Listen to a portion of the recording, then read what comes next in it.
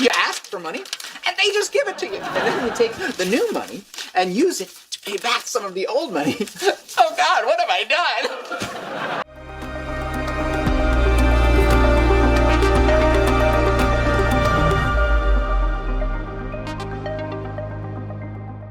Yo, so many times I'll start making these videos and I have to double, triple, quadruple check what I'm about to talk about because I think it's so blatantly obvious that the answer is just shouting in your face that I can't believe that there's things put out into the world and the person who puts them out there thinks that they're a good idea. So it makes me double, triple, and quadruple check to make sure that I'm not going to spend all of this time making a video talking about something that's wrong, making me look like a freaking idiot. And today we're going to be talking about one of those things because it's so clearly wrong and there's such clearly an agenda to it that you have to ask yourself why it is that these people thought it was a good idea to do this thing. And that thing that I'm talking about, of course, is the Canada West, Canada East CanFit Productions. I think it's CanFit Productions. Let me check. Yeah, CanFit Productions puts up a post. The Winter Classic, February 2023, Vancouver, BC. Ignorant Andrew doesn't know what BC is. British Columbia? Maybe. We are pleased to announce a new competitive event on the calendar, the 2023 YVR Winter Classic. Full details will be announced on October 28th. Can't wait to figure out what the full details are, but they have included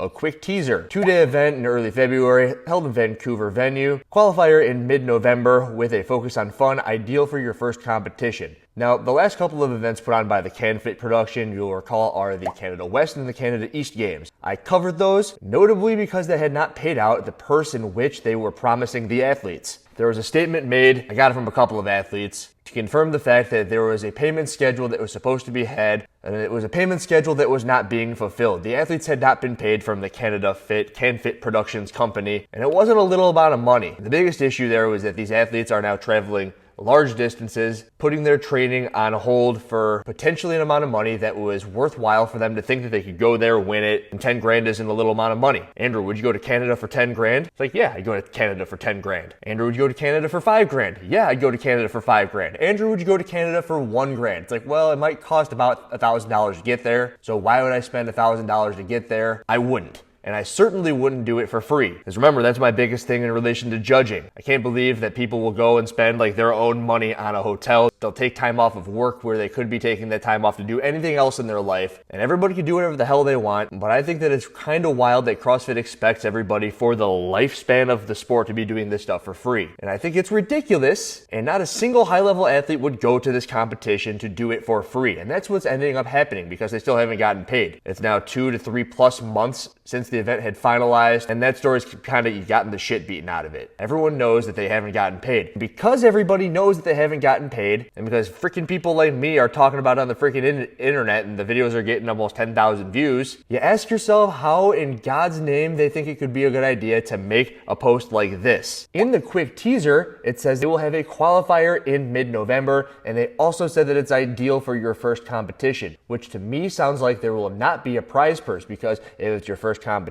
are you really wanting to be doing it for money? Probably not. You have 1,000 people sign up at $20 a pop. There's $20,000 for an online qualifier. They're probably hoping for more than that. That $20,000, you better bet your ass is going to go towards paying the athletes from the other events. You're going to pay those athletes because all of these people, ideal for your first competition, as it says, probably won't be expecting to win anything crazy. They can probably get Podium, Fraser Supplement Company to supply some protein powder. Oh, you won this competition. It was your first one ever. Here's the thing of protein powder. Those athletes will all be like, oh, cool, I got protein powder and a t-shirt. I got to compete in this cool, awesome venue. And maybe that's what they were going for. And I can understand that. I can get down with that. Like, imagine if the CrossFit Games put on a competition in Carson with no prize purse, but they were basically trying to shuttle through as many people as possible so that they get the feel as if they were competing at the CrossFit Games without having to pay out the prize purse. It would make a whole lot of people happy, potentially make the CrossFit Games some money through an online qualifier, but it's the reason behind why you're doing this thing, and you can clearly see that there's a very obvious reason here. That reason being they're going to use the sign-up money to pay the other athletes. Now, they're still going to have to pay for what? The venue. And outside of the venue, I don't really know what else they'd have to pay for because usually a sponsor comes in and gives them a whole bunch of equipment. They don't pay the judges. And also from what I've heard, this is at least a better attempt than what's happening over in Europe. Whoever runs the European event, which also hadn't paid the athletes from around the same time as the Canada West and Canada East Games,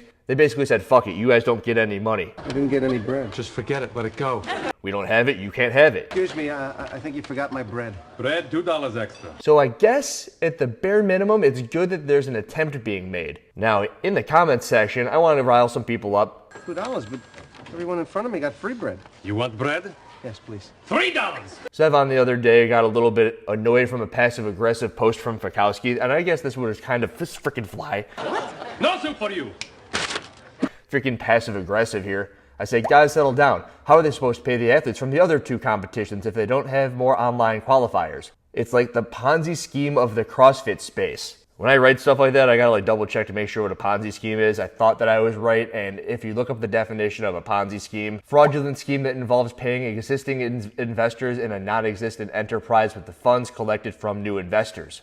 Charlie, I am willing to let you get in on the ground floor of an amazing business opportunity. So while it's kind of similar, it's not really similar. Thank you, Charlie. Thank you so much. You're not going to regret this. They're not promising anything to the new people. All investments carry risk. They're just promising them an event, and I guess if they sign up and make it to the event, then they're getting everything that they signed up for. The years I wasted actually working for a living. Schmuck. But they are using it to pay off previous investors because the athletes in that point in time invested their time, they invested their money because they didn't get any. Unbelievable. You ask for money, and they just give it to you. And then you take the new money and use it to pay back some of the old money.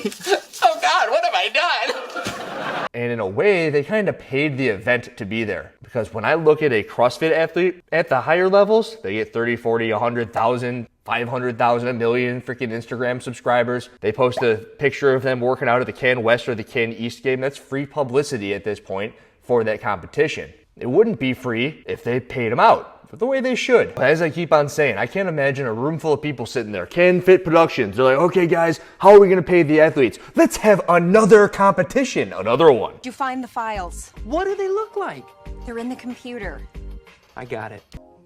In the computer. It's so simple.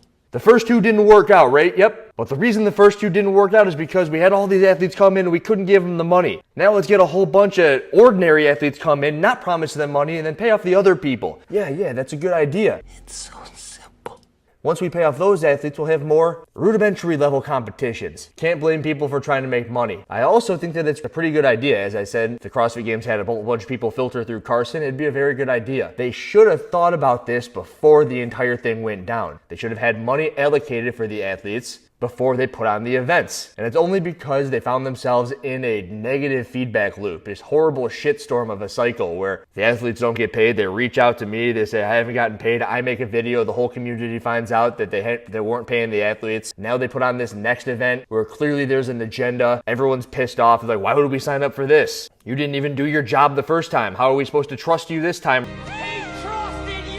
Around. It's like, well, that's a good point, where they should have put on something like this in the first time around. I think that the Granite Games actually started that way. John Swanson, who was the founder of the original Granite Games, it started small and then it got bigger and then it got bigger and then they invited the elite athletes. And I never heard about the Granite Games as they were being operated by John Swanson not paying out their athletes in a timely fashion. Certainly not at all. And certainly not trying to have other competitions to fund the competitions that they were having present day. And that's because, like most things, they didn't bite off more than they could chew up front. I think the saying goes, don't write checks your ass can't cash. Son, your ego is writing checks your body can't cash. And that's exactly what happened. It makes them look like freaking idiots. You have to applaud them for trying though, especially when you put it up against what I've heard about the European CrossFit Championship. I think that's what it was called. Whatever event was over in Europe, where apparently they're making no efforts to pay the athletes. And when you hear that, you go, okay, I got it, cool, I'll sign up. Perhaps I live close to the Vancouver venue and I want to go compete in a stadium, and it's all for the well and good of the CrossFit world. I understand that.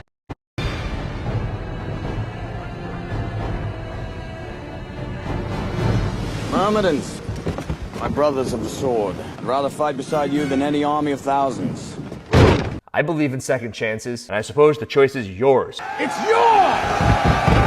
Here's Andrew Hiller presenting you with an option. The choice is yours! I guess the question is, where do you think they go from there? Have they learned from their mistakes? I don't know these freaking people. It's why I can make these videos. I think it keeps me relatable. The less people I know, the better. Are you going to sign up for the CanFit Games? Let's hear it. Andrew Hiller, out.